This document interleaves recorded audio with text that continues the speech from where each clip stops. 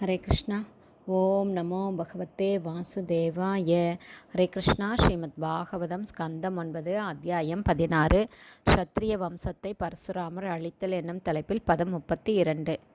யோராதோ தேவயஜனே தேவைர்காதிஷு தாபசக தேவராத இதி கியாதாக சுனக்ஷேபஸ்து பார்கவக. Word by word meaning. அவர் சுனக்ஷேபன், ராத காப்பாற்றப்பட்டார், தேவயஜனே வழிபாட்டுக்குரிய அரங்கில், தேவை அதே தேவர்களால், காதிஷு காதி வம்சத்தில், தாபச ஆன்மீக வாழ்வை நிறைவேற்றுவதில் முன்னேறியவர், தேவராத தேவர்களால் காப்பாற்றப்பட்டார், இது இவ்வாறு, கியாத புகழப்பட்டார், சுனக்ஷேப து மேலும் சுனக்ஷேபனும், பார்கவ பிருகு வம்சத்தில். டிரான்ஸ்லேஷன்.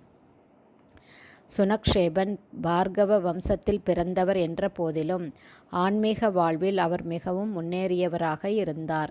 எனவே யாகத்தில் கலந்து கொண்ட தேவர்கள் அவரை காப்பாற்றினார்கள். இதனால் தேவராதன் என்று பெயர் பெற்ற அவர் காதி வம்சத்தவர் என்று புகழப்பட்டார். பதம் 33. ஏ மதுச்சந்தசோ ஜேஷ்டாக குசலம் மேனிரே ந தத் அசபத்தான் முனிகி கிருத்தோ மிலேச்சா பவத துர்ஜனாக.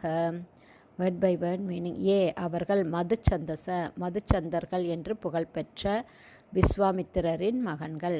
ஜேஷ்டா மூத்தவர்கள், குசலம் மிகவும் நல்லவர்கள், மேனிரே ஏற்று, ந அல்ல, தத் அதை அவர் மூத்த சகோதரனாக ஏற்கப்பட வேண்டும் என்ற ஏற்பாட்டை, அசபத் சபித்தார், தான் எல்லா மகன்களையும், முனிகி விஸ்வாமித்திர முனி, கிருத்த கோபம் கொண்டு, மிலேச்சா தேவ கொள்கைகளை மீறியவர்களாக, பவத்த நீங்கள் எல்லோரும் ஆகுங்கள், துர்ஜனா மிகவும் கெட்ட மகன்களான. டிரான்ஸ்லேஷன்.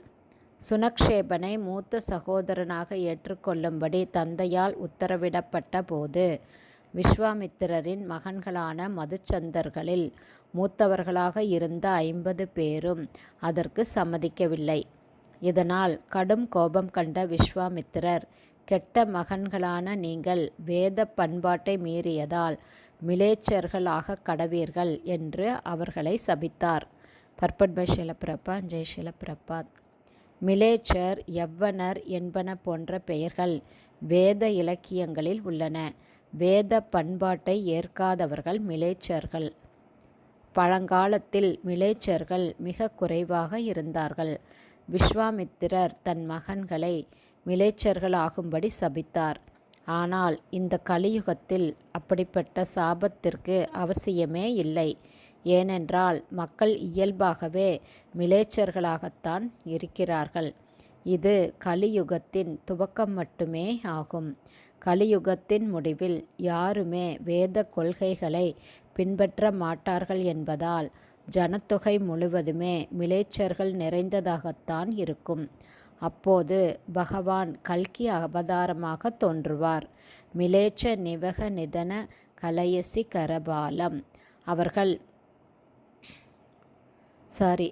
பகவான் கல்கி அவதாரமாக தோன்றி மிலேச்சர்கள் அனைவரையும் பாகுபாடில்லாமல் தமது வாளால் வதம் செய்வார். ஹரே கிருஷ்ணா. ஸ்ரீமத் பாகவதம் ஸ்கந்தம் 9 அத்தியாயம் 16 க்ஷத்ரிய வம்சத்தை பரசுராமர் அழித்தல் என்னும் தலைப்பில் பதங்கள் 32, 33 ஸ்ரீல பக்திவேதாந்த சுவாமி பிரபுபாதாவின் விளக்க உரை இத்துடன் நிறைவடைந்தது. ஹரே கிருஷ்ணா. குருதேவுக்கு ஜெய்.